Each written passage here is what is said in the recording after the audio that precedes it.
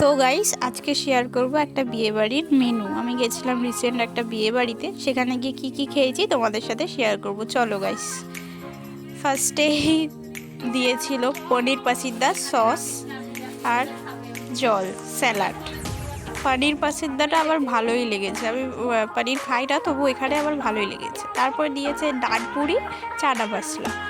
ডাল পুরিটা খুব সফট ছিল আর খুব ভালো খেতে ছিল, সত্যি বলছি খুবই ভালো লেগেছে। তারপরে ভাত দিয়েছে ভেজ ডাল আর বেগুনি, এটাও খুবই ভালো ছিল, ডালটা মোটামুটি। তারপরে দিয়েছে কাতলা কালিয়া, কাতলা কালিয়াটাও ভালোই ছিল, বাট আমি খাইনি। তারপরে মাটন দিয়েছে, দেখতেই পাচ্ছ মাটনটাও খুবই ভালো ছিল, পুরো হেভি হয়েছে মাটনটা।